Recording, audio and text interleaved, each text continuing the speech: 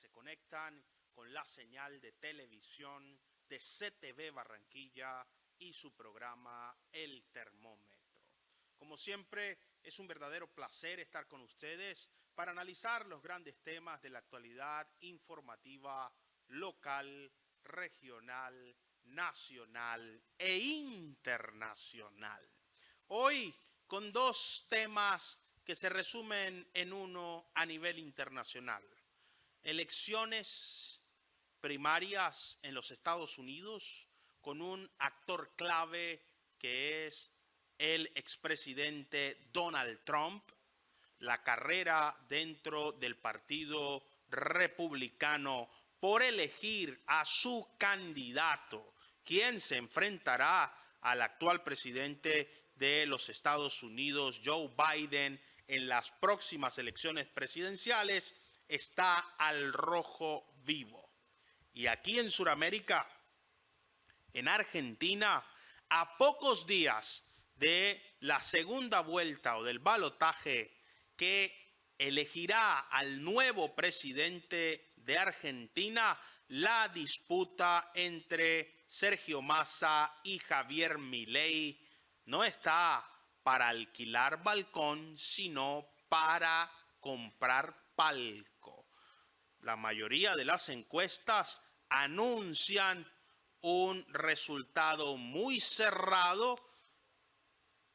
En promedio, la mayoría le da una ventaja entre 2 y 4 puntos a Javier Milei, pero hay otros estudios de opinión que aproximan al candidato libertario del liderazgo de Sergio Massa. Pero generalmente estos estudios le apuestan a que si todo va bien, Javier Milei pueda ser el nuevo presidente de Argentina. Sin embargo, la campaña está en permanente actividad y Sergio Massa ha demostrado ser un candidato muy hábil para cohesionar la maquinaria y la militancia del peronismo y todo el equipo electoral que configura este proyecto político.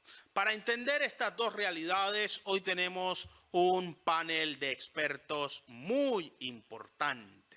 Desde el lugar de los hechos, en Hialeah, en el condado de Miami-Dade, en el sur de la Florida, en el pleno lugar de los acontecimientos del denominado Rally Trump, está con nosotros Tatiana Hanner. Tatiana Hanner es comunicadora social y periodista, relacionista público. Ha sido directora de medios de comunicación en diferentes países de nuestro hemisferio y en la actualidad es la directora del programa de radio El Despertador por Oasis Radio en el sur de la Florida del grupo Sailing. Tatiana Hanner, bienvenida al Termómetro y muchas gracias por estar con nosotros en CTV Barranquilla. Muy buenas tardes, doctor Enríquez. Así es, me encuentro en la ciudad de Hialeah, específicamente en el Mylander Park, un sitio espectacular, ícono del sur de la Florida, específicamente de esta ciudad de Hialeah. Es el lugar que precisamente el expresidente Donald Trump ha escogido para cautivar precisamente el voto latino para su contienda electoral vía a las primarias de esa campaña electoral 2024. Se observa mucha gente detrás ya ocupando las posiciones de privilegio más allá de ese palco de prensa en el que está Tati Hanner. Pero para ilustrar a nuestros televidentes, ¿qué es lo más importante de este evento en Hialeah? Arranca el rally presidencial de Donald Trump después de un debate y ha escogido este territorio como su plataforma de lanzamiento en esta carrera presidencial. ¿Qué podemos destacar de este acontecimiento electoral en el sur de la Florida?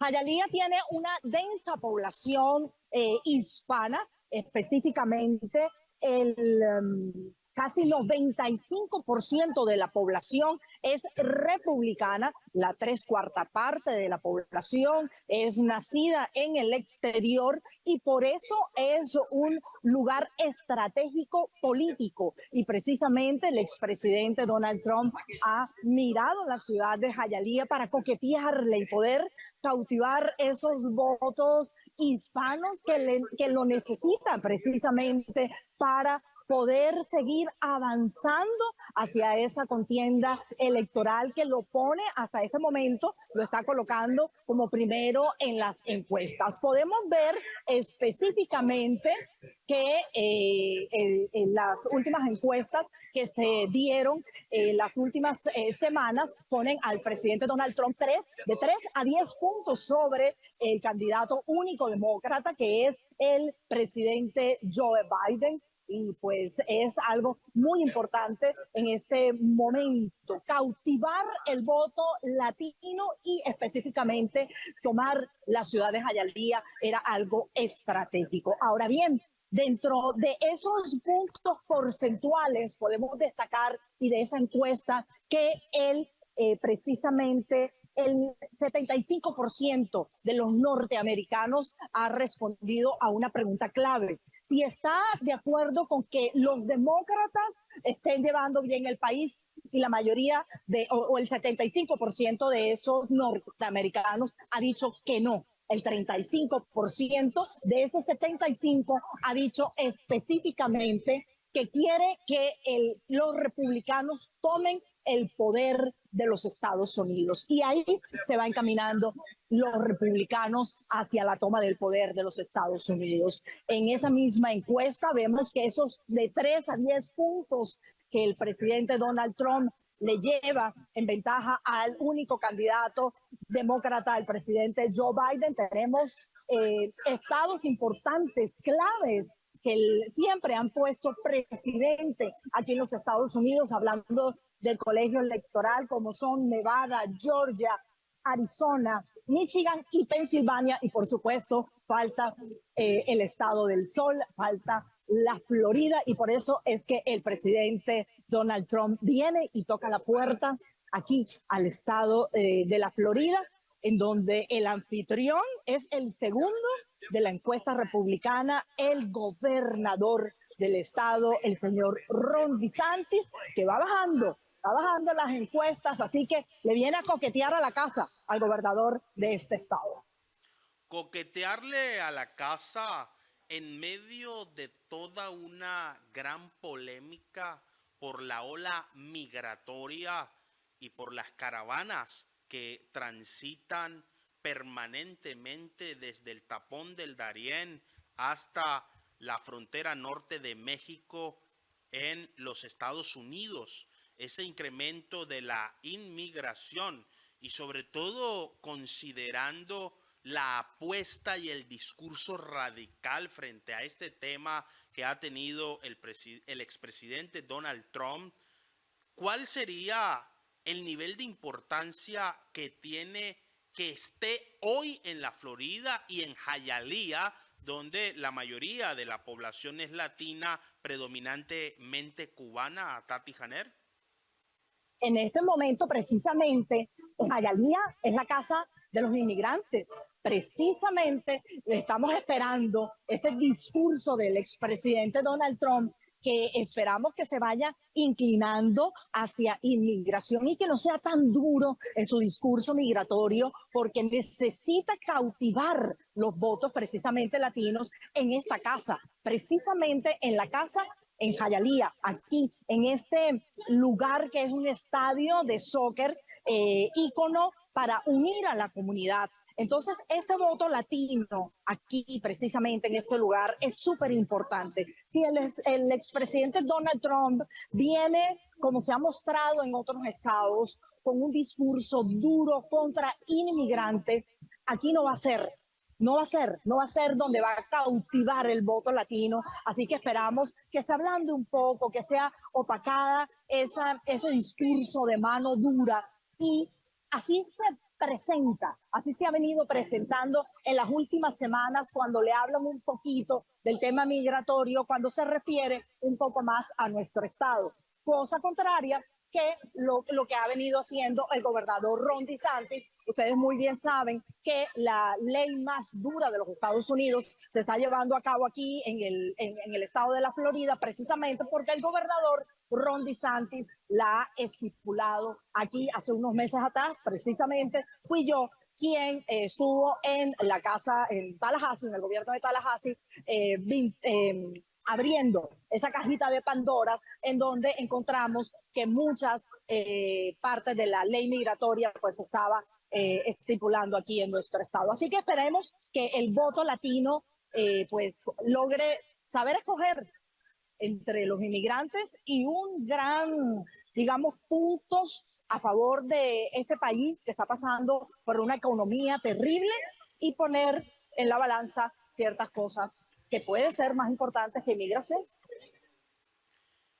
En medio de todo este acontecer electoral en la Florida y en los Estados Unidos, la candidatura de Javier Milei ha tenido un efecto y un impacto importante en la comunidad argentina en el sur de la Florida y en todo el territorio de los Estados Unidos. Y hoy la comunidad internacional también tiene sus ojos puestos sobre Argentina. Sabemos que usted va a tener una intensa agenda periodística en el lugar de los acontecimientos. Agradecemos que haya tomado este espacio para informarnos directamente a CTV Barranquilla y al Termómetro de lo que está pasando con esta carrera presidencial en los Estados Unidos de Norteamérica. ¿Cuáles son sus conclusiones y específicamente su opinión sobre este tema de Milei? La conclusión la podemos dar quizás cuando veamos ese final del discurso del presidente Donald Trump. Sabemos que él estará arribando a las 7 de la noche. El alcalde de la ciudad de Hialeah, el señor Esteban Bobo, junto con el administrador de la ciudad, le van a recibir en el downtown de nuestra ciudad, del condado Miami-Dade. Se está llevando también a cabo el debate republicano con los otros 5 candidatos republicanos, precisamente, en donde el expresidente, por supuesto, no va a estar, tampoco va a estar el ex vicepresidente, precisamente de la fórmula Trump, el señor Mike Pence. Así que la conclusión va a estar un poco ahí inconclusa porque no sabemos cómo van a estar estos discursos, pero lo que sí le puedo decir, doctor Julio César Enríquez, y a toda la audiencia, es que el sur de la Florida tiene el ojo puesto más que en el debate republicano, en este rally del presidente Donald Trump, por la importancia de los puntos del discurso que él va a traer. Puntos importantes que esperamos, obviamente, migración, esperamos el tema familia y, por supuesto, el gasto financiero de la guerra de Ucrania e Israel. Así que vamos a ver qué va a pasar al final de esta noche en ambos lugares, íconos políticos aquí en el sur de la Florida. Y con respecto a Milei aquí en la Florida, ha sido pues un tema opacado por supuesto lo que está ocurriendo aquí con esta visita de los republicanos, pero esperamos por supuesto que el señor Milei siga avanzando en las encuestas, siga teniendo esa popularidad que tiene dentro de los argentinos aquí en el sur de la Florida. Muchísimas gracias, doctora Tati Hanner, por estar con nosotros hoy en El Termómetro por CTV Barranquilla, y sabemos que seguirá informándonos desde el lugar de los acontecimientos. Muchísimas gracias, doctor Enrique, a todos los panelistas. Nos vemos la próxima semana, si Dios quiere. Bien, continuamos nosotros aquí en este análisis y se incorporan en este momento nuestros panelistas invitados. Desde Valencia, en España, está el doctor Vicente Ferrer de Pellicer. Vicente Ferrer de Pellicer es abogado, analista, consultor político internacional, miembro de la plataforma digital entendemos en América Latina y el resto del mundo, y quien ha tenido una importante participación en este programa, ilustrándonos con sus opiniones sobre diversos temas. Doctor Vicente Ferrer de Pellicer, bienvenido al Termómetro y muchas gracias por estar con nosotros en CTV Barranquilla. Gracias a vosotros por invitarme y por participar una vez más junto a mis amigos panelistas. Muchísimas gracias, doctor Vicente Ferrer de Pellicer. Desde Caracas, en la hermosa República Bolivariana de Venezuela, está con nosotros la doctora Jennifer Barreto Leiva. La doctora Jennifer Barreto Leiva es abogada, comunicadora social, periodista, es además directora de la plataforma digital Política en Faldas. Doctora Jennifer Barreto, muchas gracias por estar con nosotros y bienvenida nuevamente al Termómetro. Un gusto inmenso estar en nuestra cita semanal acompañada de hombres tan inteligentes como los que conforman nuestro panel de contertulios y siempre discutiendo con muchísima altura, como acostumbramos aquí en el Termómetro, los temas que son de interés de política internacional. Muchísimas gracias, doctora Jennifer Barreto Leiva, por estar con nosotros y nos acompaña desde muy cerca, aquí en la ciudad de Barranquilla, el doctor Alejandro Blanco. El doctor Alejandro Blanco es un destacado analista político, profesor universitario, doctor en ciencias políticas, con una amplísima experiencia en la observación internacional y la investigación en diferentes temas sociales. Doctor Alejandro Blanco, bienvenido al Termómetro y muchas gracias por estar con nosotros en CTV Barranquilla.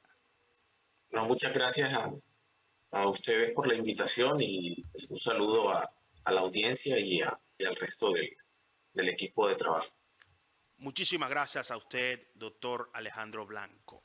Entremos en materia. Ya Tati Hanner desde Hialeah, donde va a estar Donald Trump, nos estuvo mostrando al fondo el movimiento de la gente que con gran expectativa espera este discurso del expresidente, quien se encuentra también en un debate republicano.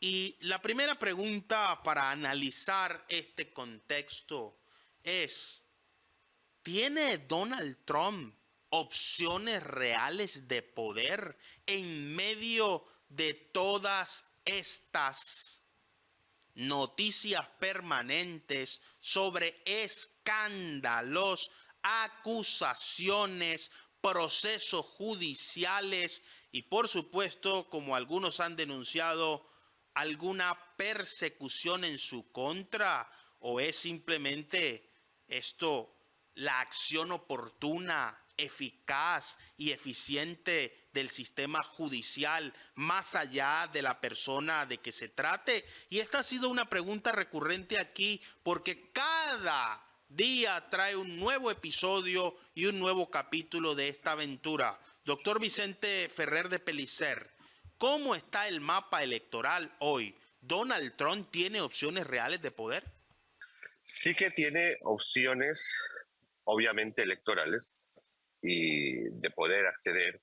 De hecho, todos los datos hasta ahora, y se están ratificando, son de que tiene electoralmente, prácticamente no tiene candidatos o no tiene opositores en el ámbito republicano, y desde luego en este momento casi tampoco frente al actual presidente. La cuestión que un poco que nos llevaba es si todo el ataque institucional, jurídico, judicial, mejor dicho, que se le venía encima, sería suficiente para tirarlo abajo. Y esa es la cuestión, esa es la clave. Si lograban descabalgarlo con todo el ataque constante del frente judicial. Y en principio, pues bueno, tenemos que ver cómo se están sumando más casos y van a intentar frenarlo como sea en ese aspecto. Sí que creo que sigue teniendo opciones de mantenerse en la carrera. sigue teniendo opciones en la perspectiva de Vicente Ferrer de Pellicer.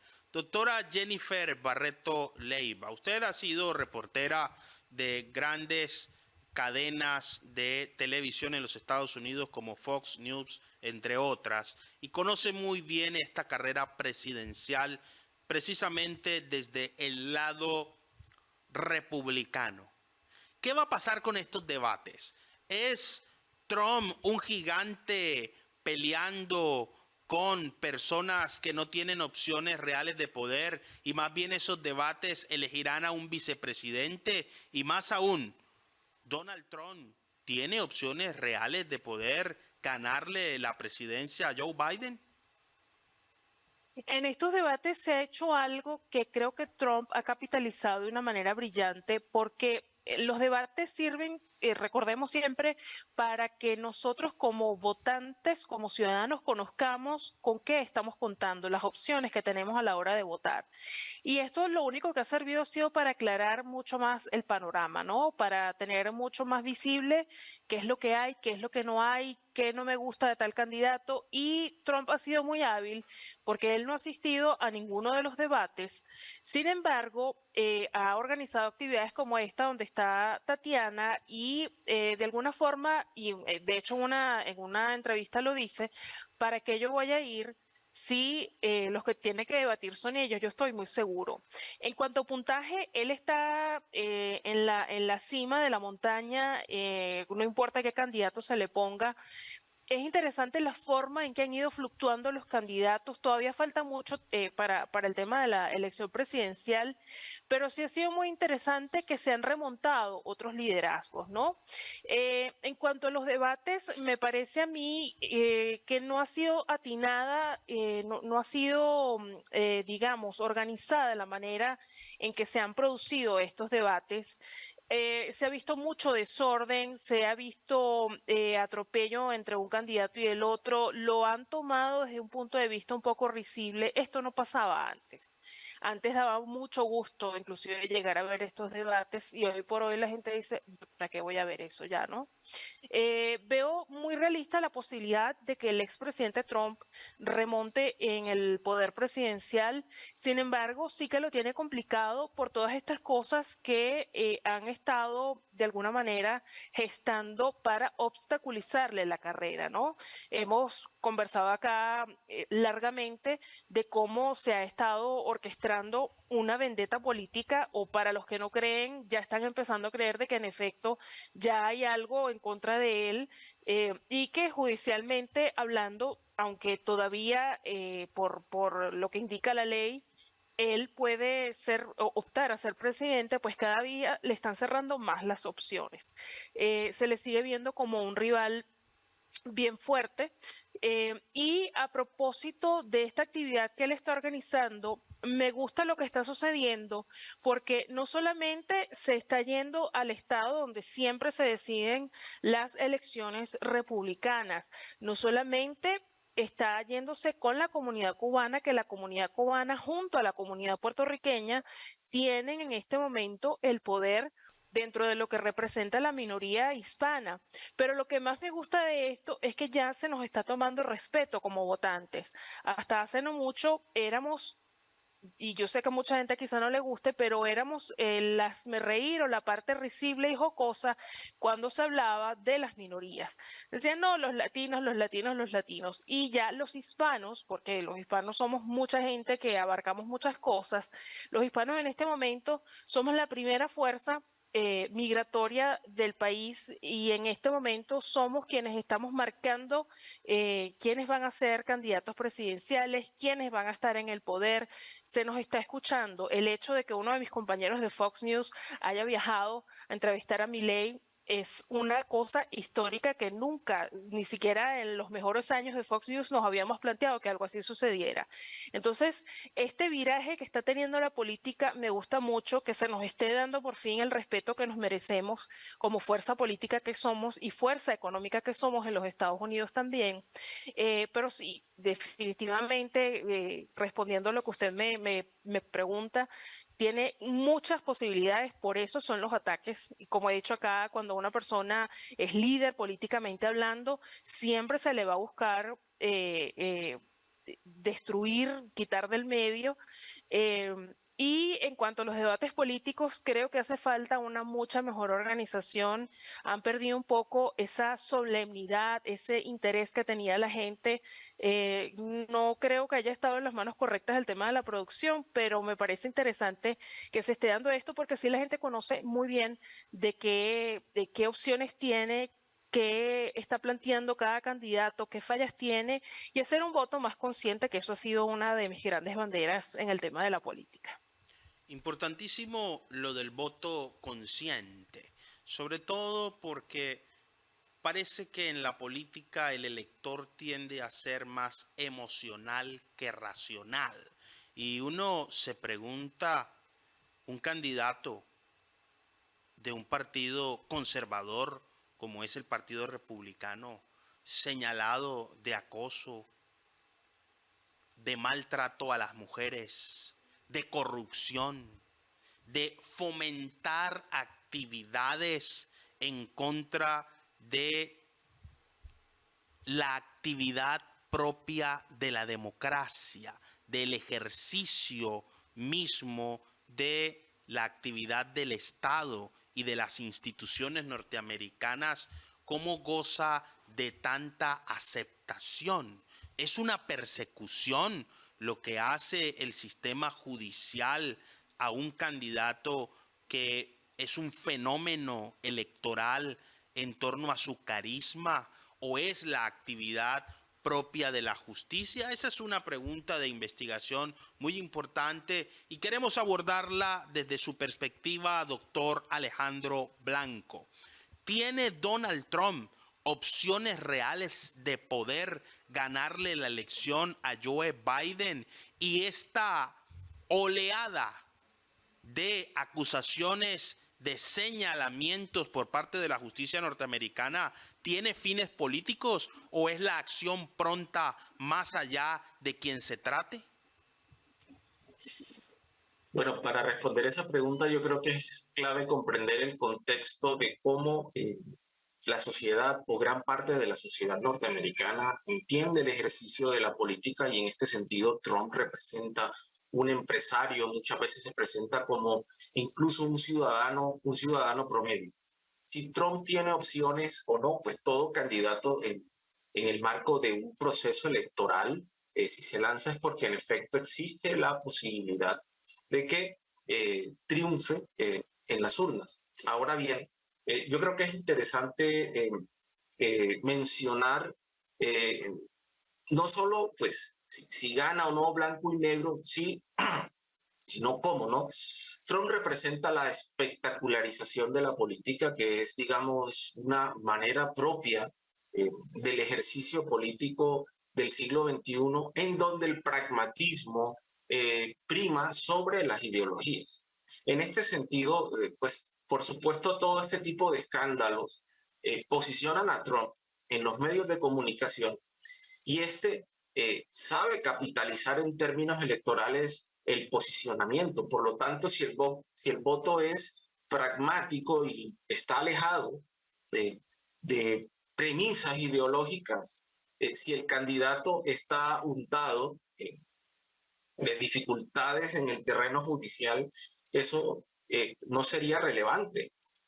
Y ya para terminar, en el caso de América Latina, o incluso en Europa, hemos visto cómo algunos candidatos, a pesar de tener cuestionamientos y señalamientos, de igual manera terminan ganando las elecciones, ¿no? El caso de Brasil es diciente. Lula, que más dificultades judiciales no podía tener, y por supuesto ahí está gobernando Brasil. Entonces creo que este tipo de circunstancias es un poco la conclusión de este primer aporte que acabo de plantear, es que el voto en las actuales circunstancias no responde necesariamente, en el caso norteamericano, a dinámicas ideológicas, y Trump, digamos, usa un modelo en donde se mediatiza la política, se espectaculariza la narrativa, se personaliza el debate y se genera toda una conflictividad escénica en donde Trump sabe que ese es su fuerte, que ese es su terreno, ¿no? Y esa fórmula ya la usó. Por supuesto la va a seguir usando porque genera réditos electorales. Réditos electorales que sabe capitalizar muy bien, como nos está diciendo el doctor Alejandro Blanco. Doctor Vicente Ferrer de Pellicer, aquí hemos abordado el tema en Ucrania, el tema en la Franja de Gaza y también hemos tocado el tema de la inmigración. ¿Serán estos tres contenidos el guión central de este debate? Sobre todo porque el expresidente Donald Trump ha dicho reiteradamente que si él fuese el presidente no existiría guerra en Ucrania y tampoco guerra en Israel. ¿Se va a concentrar en este mensaje y en una política fuerte ante la inmigración ilegal que le ha sido característica, o vamos a incorporar otros temas como el tema económico y sobre todo, principalmente algo que preocupa a los norteamericanos es la productividad y la generación de empleo? Bueno, como has indicado, aunque esos temas existen y seguramente se tocarán, en realidad si algo ha sido, personalmente no me ha sorprendido, pero sí que en Europa suele dejar atónito, en parte de América tal vez, Sudamérica, es la prácticamente gran indiferencia que ha habido en realidad, sobre todo en los últimos meses en los medios de Estados Unidos con respecto a Ucrania ya y el tema de Europa, y incluso el peso que podría haber tenido, llegaría a tener la escalada en Oriente Medio, en los primeros días desde luego, pero luego vemos como en los la mass media en Estados Unidos y realmente el interés ha sido como desde hace muchos años no habíamos visto, un interés totalmente hacia temas absolutamente domésticos, internos, teniendo tal escalada de hechos y conflictos a nivel internacional, que normalmente hubieran copado todo hace unas décadas en el mismo Estados Unidos, dentro, ¿no? Realmente todo en sí tendría un hilo, porque y ahí difiere un poco con nuestro querido amigo de Argentina, que tiene un gran análisis en lo que es las formas de retórica y de comunicación política de Trump en su desarrollo electoral, pero no estoy en absoluto de acuerdo en cuanto al fondo, porque precisamente hay un hilo conductor en todo lo que has afirmado, Julio César, de la postura de Trump con respecto a la política internacional, que se entronca con la política nacional.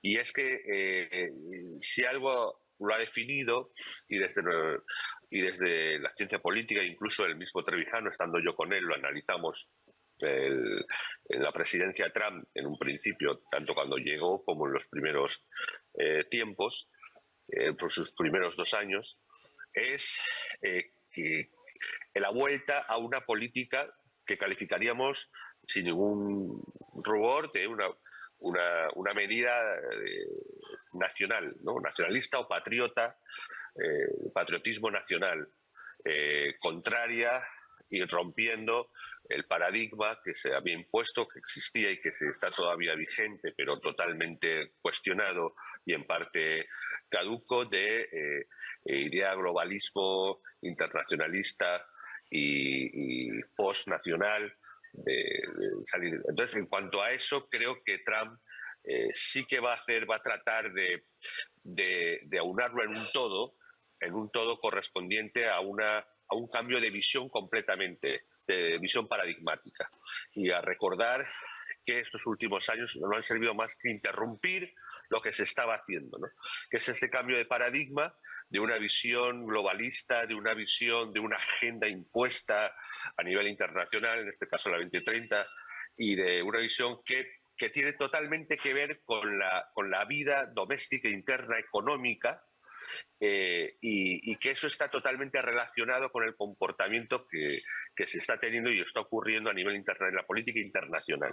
Entonces, pienso que la estrategia de Trump será recuperar desde esa idea, esa línea muy clara que ha construido el MAGA dentro del Partido Republicano y que ha demostrado ser preponderante, de recuperar esa visión integral de ese nuevo nacionalismo o lo que se llamó la alt-right, que es esa derecha del siglo XXI, recuperar el nacionalismo, pero desde el punto de vista patriótico, integrador y recuperador de la soberanía y del poder ciudadano, frente a una visión totalmente dirigida, totalmente falta de libertad real, falta de economía, y que eso incide directamente en todo, tanto en el desastroso, bastante desastroso devenir o construcción económica en la que está en estos momentos Estados Unidos,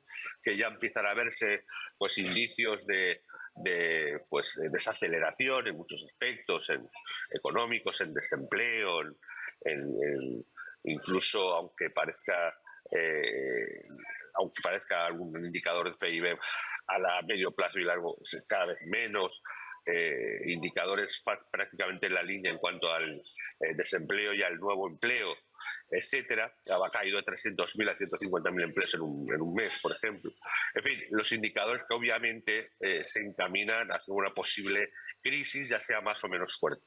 Entonces, creo que la estrategia, sin duda, será recuperar esa visión integral que logró el MAGA en su momento y que él querrá recuperar para indicar que se tiene que volver a esa senda que él marcó, que por supuesto desde su óptica resolvería mucho más fácilmente y con mejores resultados cualquier tema internacional, desde el bilateralismo nacional, tanto en temas como ante Rusia o ante países de Oriente Medio, como en la resolución de la economía interna y doméstica y los problemas domésticos, como demostró tanto a nivel internacional con tratados bilaterales como a nivel doméstico con el reforzamiento de la ley ante el hecho de la inmigración, que es parte integral de la recuperación de, obviamente, el valor de la ley, de hacer cumplir la ley y de la seguridad jurídica, además de la identidad nacional. Esta perspectiva, entonces, nos permite señalar que el debate político en los Estados Unidos va mucho más allá de la geopolítica global, involucra elementos nacionales y, por supuesto, amplía su espectro de análisis y de debate, propiamente dicho, en particularidades, en especificidades propias de la dinámica política interna. ¿Cuáles son?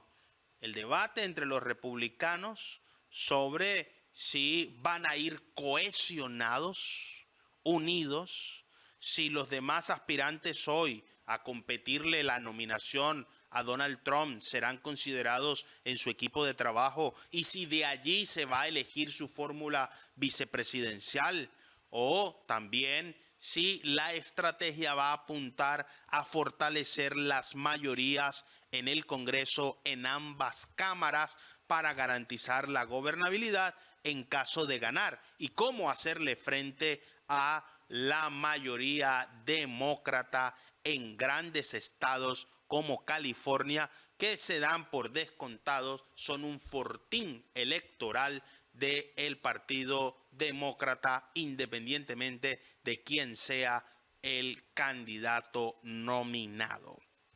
Doctora Jennifer Barreto Leiva, desde su óptica y su experiencia, ¿qué importancia va a tener el tema del conflicto en Oriente Medio entre Israel y Hamás en la Franja de Gaza y el conflicto en Ucrania con Rusia, sobre todo porque el presidente Donald Trump sostuvo muy buenas relaciones con Vladimir Putin.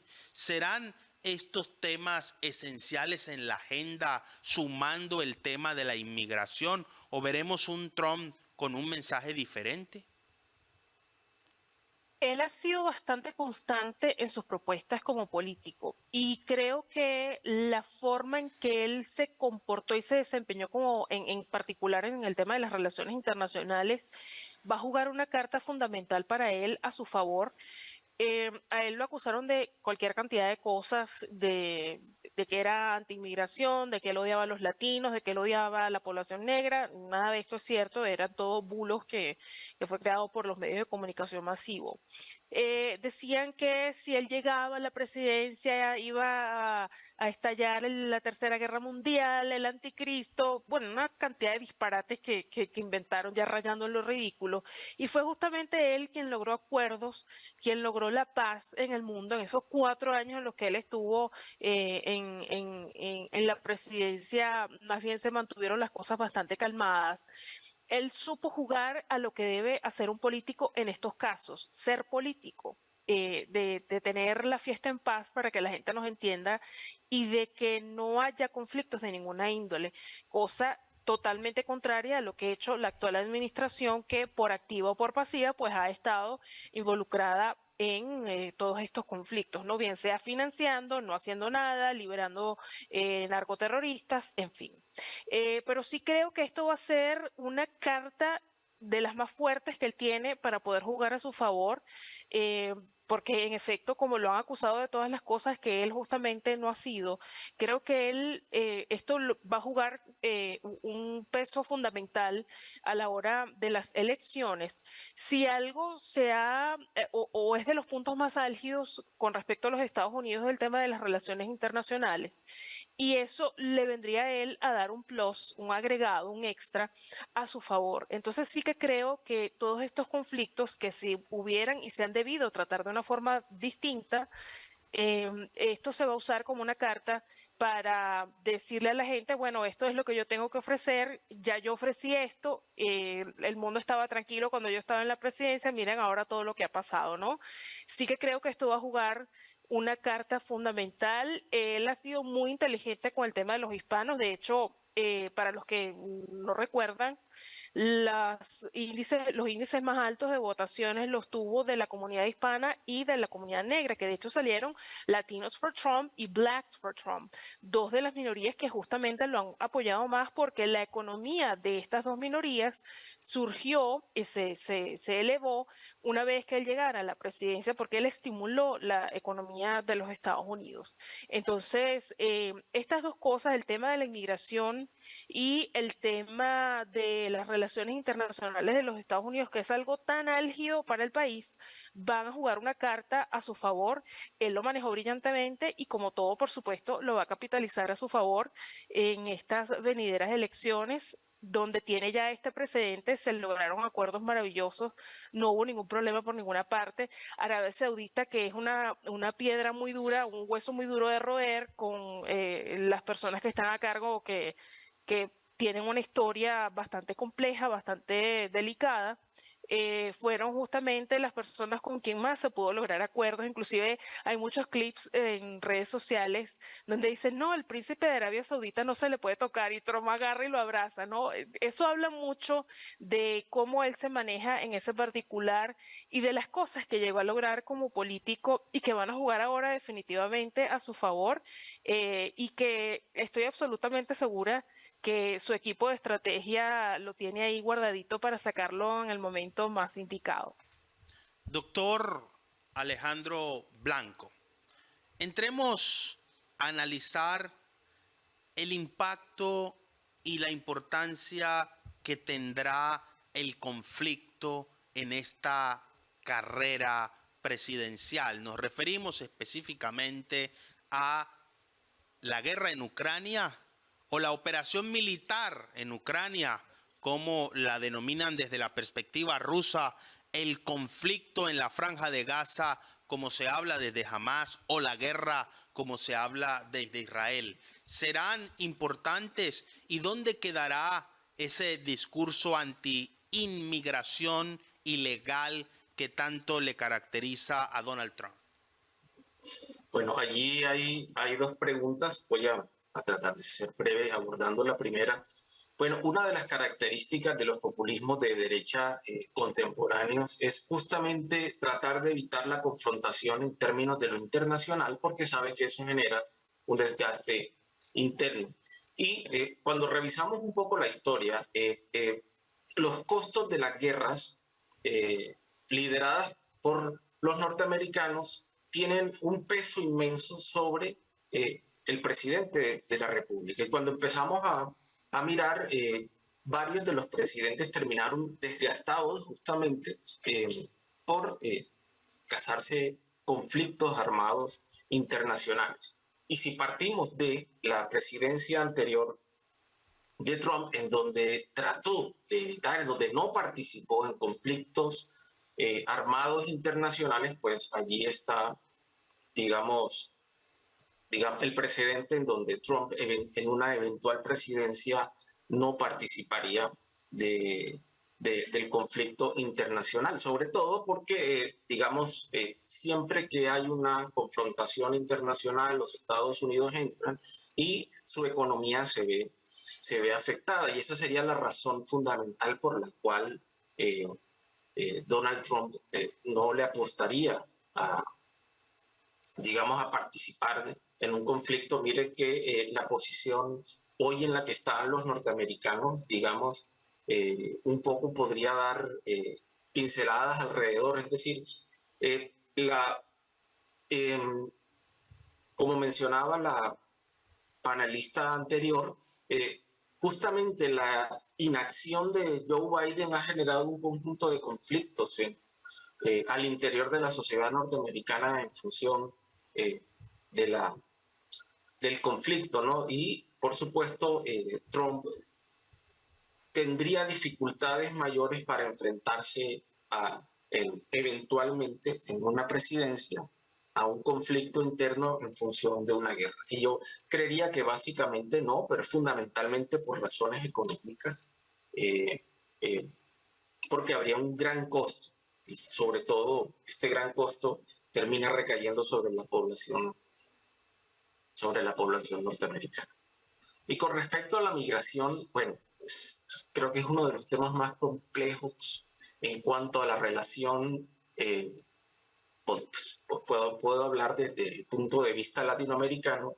Es uno de los puntos más complejos porque un porcentaje importante del proceso migratorio, como tú muy bien lo mencionaste, Julio, se da de manera ilegal, y esto tiene un impacto en la economía norteamericana, esto tiene un impacto en el sistema social norteamericano, en tanto que, digamos, se han presentado un conjunto de fenómenos como la inseguridad, claro, porque en las rutas migratorias va, digamos, desde la persona que va a trabajar de manera digna y honrada, pero también, por supuesto, el que va a delinquir, ¿no? Y dentro del proceso migratorio, aquí creo que los últimos datos arrojan que la mayoría de organizaciones que estimulan estas rutas migratorias, en el caso colombiano, el Tapón del Darién, por ejemplo, eso está liderado por organizaciones narcotraficantes, ¿no? Lo cual genera un problema mucho más difícil en términos de la seguridad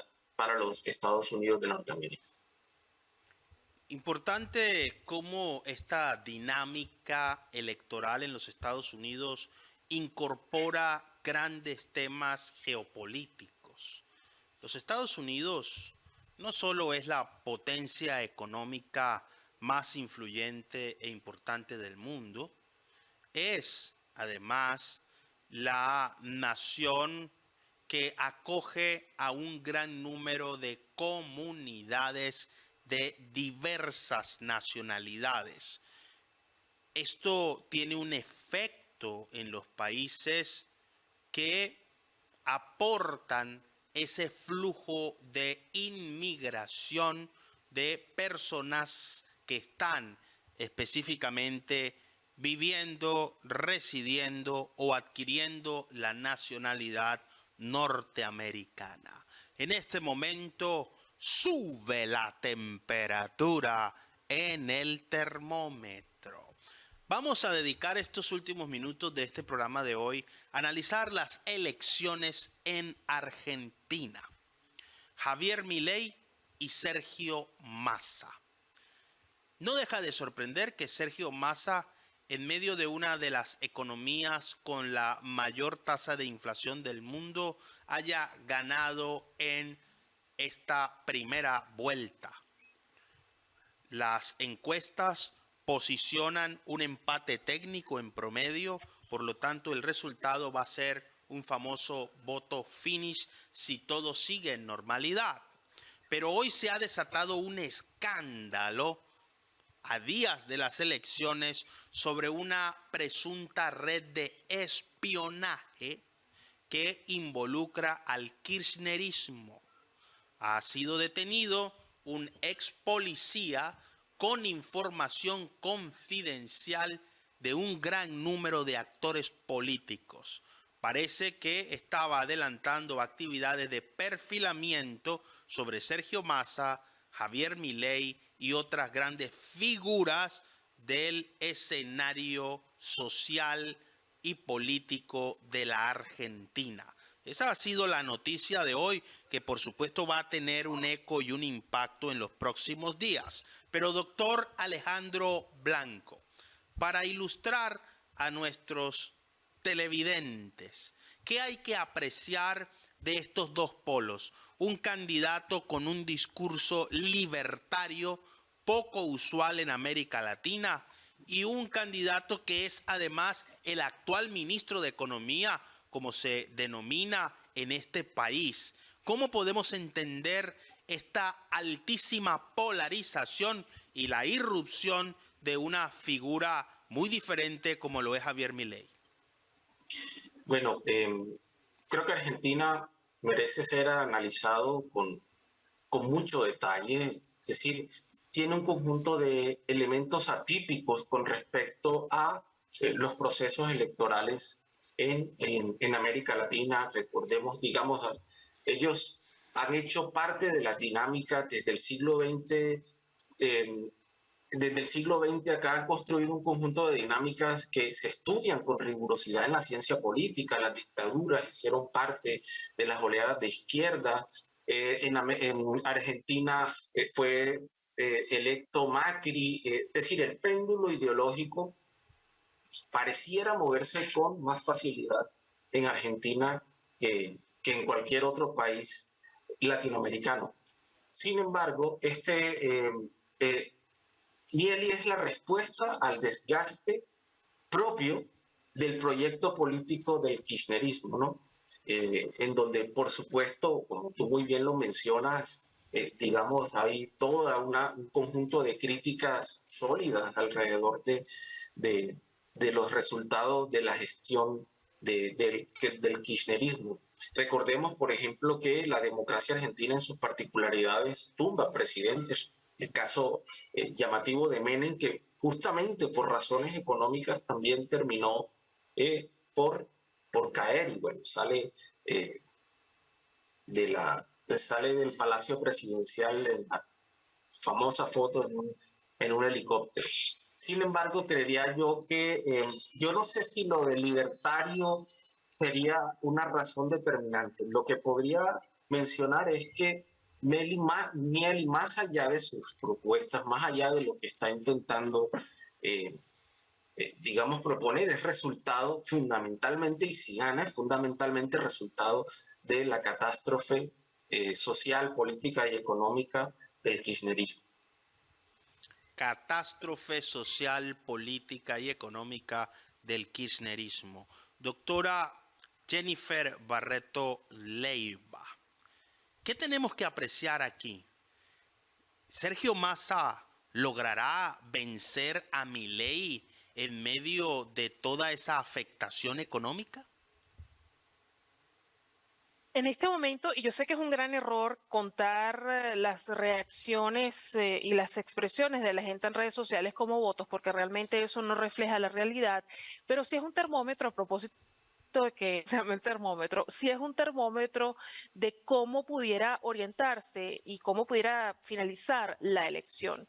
Ciertamente Milei ha sido un hombre con un discurso disruptivo que vino a ser un parteaguas entre lo que Argentina necesita, lo que Argentina quiere versus lo que Argentina venía consumiendo con la mafia Kirchner, ¿no? Por tantísimos años.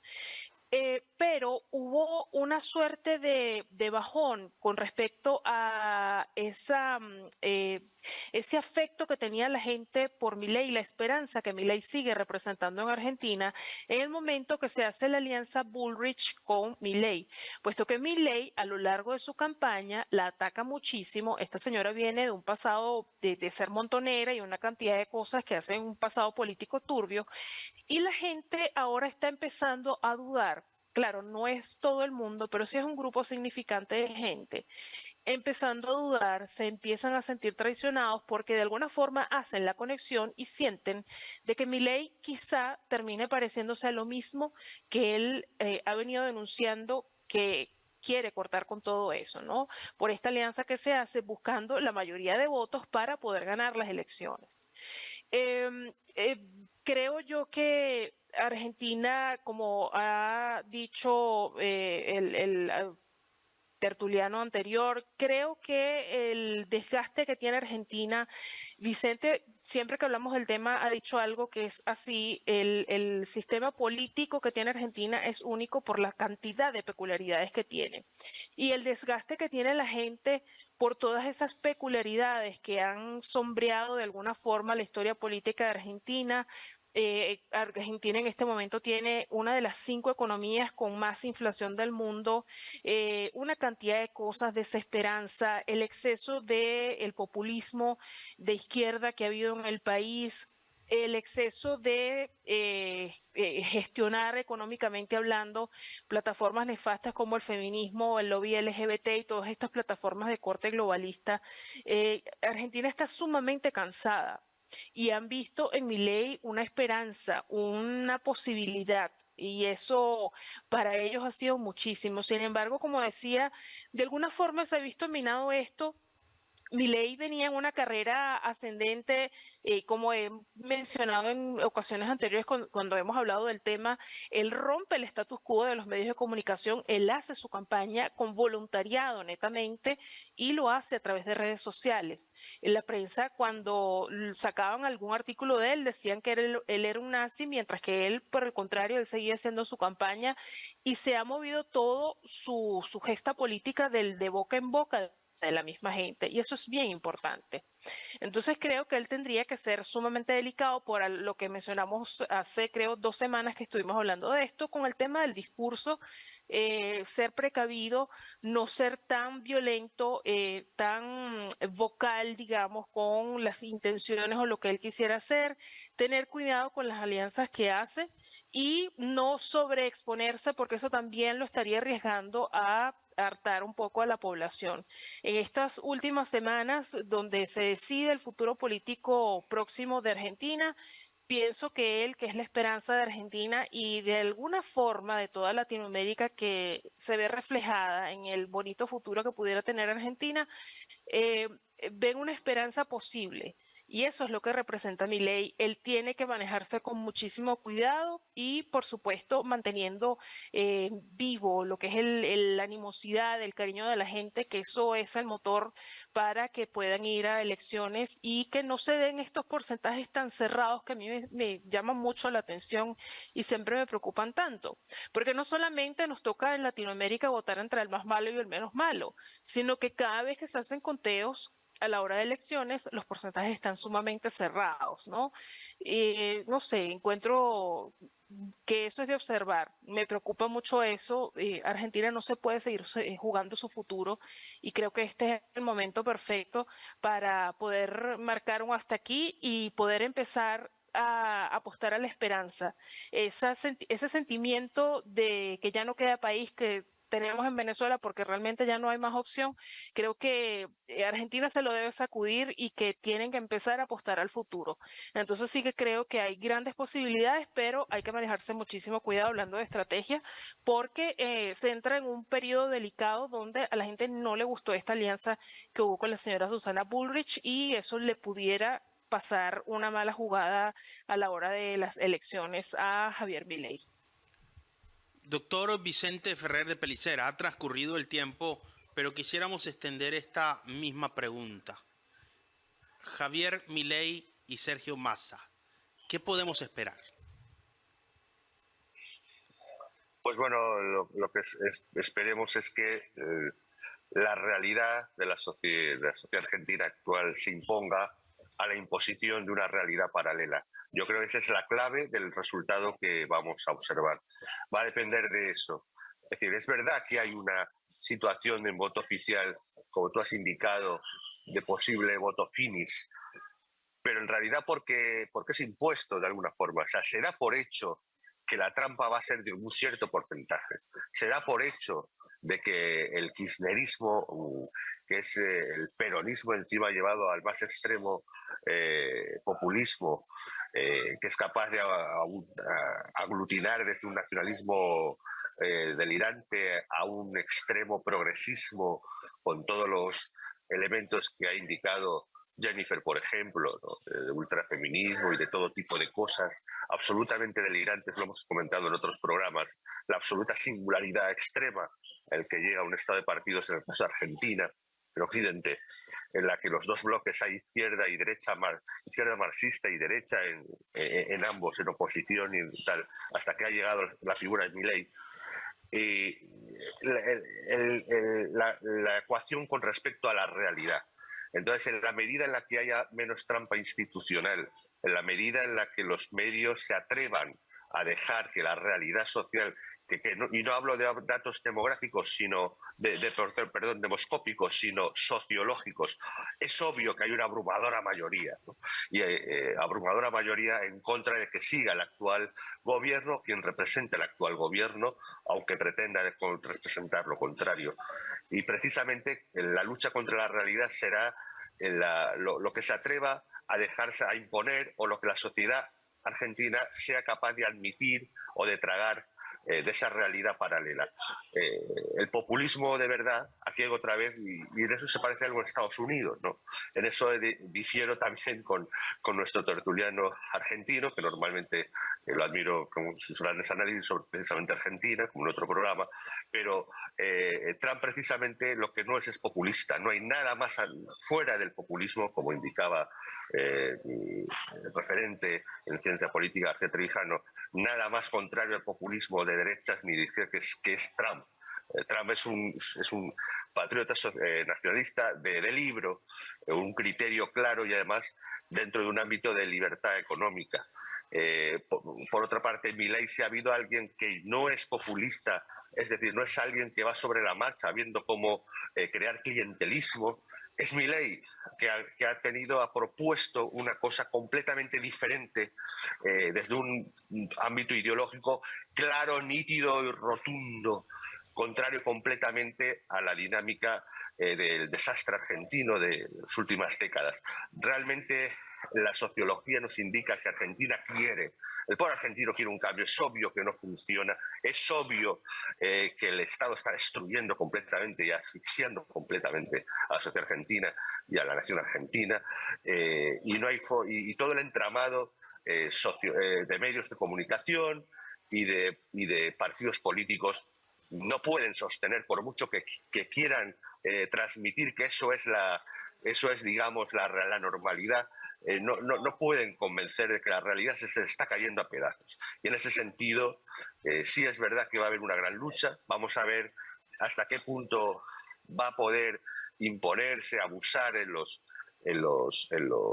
elecciones, en las urnas, qué porcentaje se va a robar, pero desde luego va a ser decisiva, va a ser enfrentarse la realidad frente a la capacidad de manipulación. Ese es el gran desafío en las elecciones argentinas y esperemos que la manipulación no venza a la mayoría abrumadora social que evidentemente quiere un cambio ya de paradigma interno de Argentina hacia un país más normal, en donde se cumplan las leyes físicas incluso de la política y en lo que la izquierda es izquierda y la derecha es derecha y que se pueda tener un Estado que no destruya a su pueblo ni una moneda que destruya a su pueblo. Muchísimas gracias, doctor Vicente Ferrer de Pellicer, por estar con nosotros. Y por favor, no se coma todas las paellas valencianas. Traiga algo a Colombia cuando regrese. Por supuesto. Doctora Jennifer Barreto Leiva, muchísimas gracias por estar con nosotros hoy en el Termómetro por CTV Barranquilla. Un inmenso gusto, un honor y como siempre, Dios mediante, nos estamos viendo dentro de 7 días. Así será. Doctor Alejandro Blanco, muchísimas gracias por estar aquí con nosotros en el Termómetro por CTV Barranquilla. Muchísimas gracias. Lo hemos visto. Argentina y Estados Unidos en la ruta presidencial.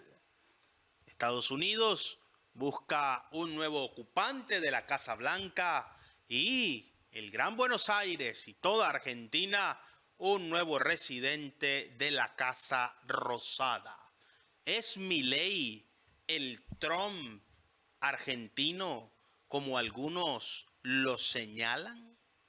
Revestido de cierto lenguaje populista con un carisma excepcional. ¿Dónde están los límites de esa conexión con las mayorías frente al populismo? El populismo tiene muchas aristas y elementos de análisis. Generalmente los contradictores suelen señalar de populistas a aquellos candidatos que no les gustan. Pero sería bueno que revisaran un poco cuáles son las características del populismo. Les voy a decir por qué particularmente yo desde la ciencia política no creo que Donald Trump y Javier Milei son populistas. Le diría a un populista en una visita oficial a los mexicanos que todos son ladrones. Pues eso dijo Donald Trump cuando visitó a México y cuando se refirió a la frontera. Una cosa es ser espontáneo y otra cosa es ser populista.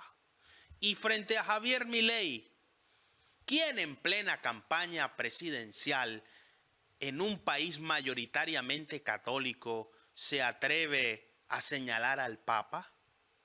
¿Es eso populismo? El populismo lo que busca es seducir, convencer, manipular.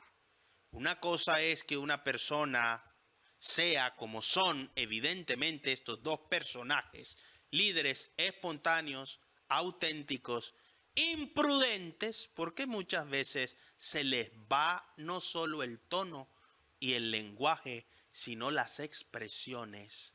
Pero nadie puede decir que estas dos figuras no dicen lo que piensan. Esperemos a ver qué pasa en la carrera por la Casa Blanca y en la ruta por la Casa Rosada. Esto no está para alquilar balcón, está para comprar palco. No olvidemos nunca esto. No existe yo sin nosotros. Lo mejor de todos para ti y lo mejor de ti para todos. Muchísimas gracias por estar con nosotros en el Termómetro por CTV Barranquilla. Nos estamos viendo en todas partes.